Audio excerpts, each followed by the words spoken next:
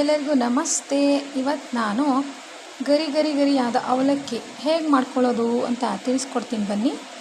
ನೋಡಿ, ಗರಿಯಾದ ಅವಲಕ್ಕಿ ಮಾಡೋದಕ್ಕೆ ಮೊದಲಿಗೆ ಅವಲಕ್ಕಿಯನ್ನು ಬಿಸಿಲಲ್ಲಿ ಒಣಗಿಸಿ ಅದನ್ನು ಸಣ್ಣ ಉರಿಯಲ್ಲಿ ಹುರಿದಿಟ್ಕೊಬೇಕು. ಹೇಗಪ್ಪ ಅಂದರೆ ನೋಡಿ, ಇದು ಈ ಥರ ಕರಮ್ ಅನ್ನುತ್ತೆ ನೋಡಿ, ಗರಿ ಸೌಂಡ್ ಬರುತ್ತೆ, ಆ ಥರ ಇರಬೇಕು.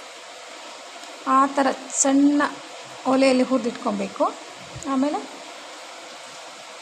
ಸಕ್ಕರೆ ಮತ್ತು ಪುಟಾಣಿ ಮಿಕ್ಸ್ ಮಾಡಿರೋ ಪೌಡರ್ ಬೇಕಾಗುತ್ತೆ. ಆಮೇಲೆ ರುಚಿಗೆ ಉಪ್ಪು, ಮುಖ್ಯವಾಗಿ ಒಗ್ಗರಣೆ.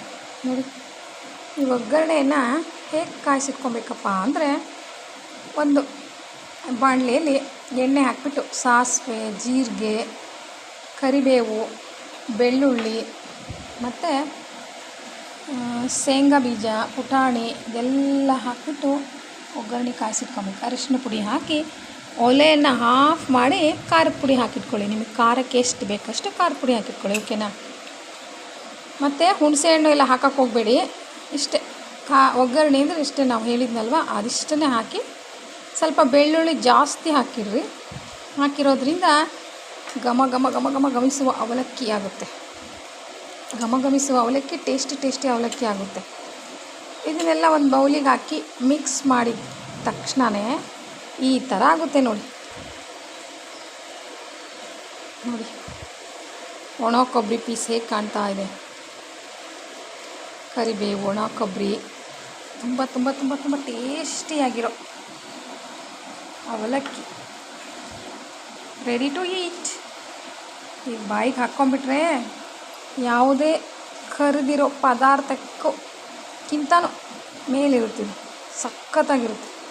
ಚಿಪ್ಸು ಅದೆಲ್ಲ ತಿಂತೀವಲ್ವ ನಾವು ಟೀ ಕುಡಿಯುವಾಗ, ಅದಕ್ಕಿಂತನೂ ಟೇಸ್ಟಿಯಾಗಿರೋ ಅವಲಕ್ಕಿ. ಹೊಟ್ಟೆನೂ ತುಂಬುತ್ತೆ, ಬಾಯಿಗೆ ಟೇಸ್ಟಿನೂ ಇರುತ್ತೆ. ನೀವು ಒಂದು ಸಾರಿ ಈ ಥರ ಮಾಡಿ ಟೇಸ್ಟ್ ಮಾಡಿ, ಓಕೆನಾ. ಮತ್ತು ಇದೇ ವಸ್ತುಗಳನ್ನು ಹಾಕಿ ಮಂಡಕ್ಕಿನೂ ಕೂಡ ಮಾಡ್ಕೊಬೋದು ನೋಡಿ.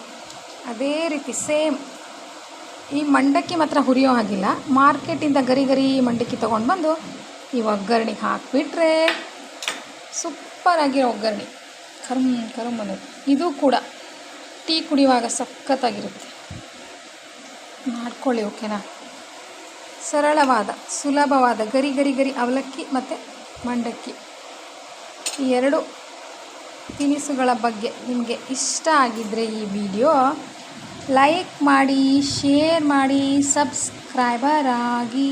ಓಕೆ, ಬಾಯ್.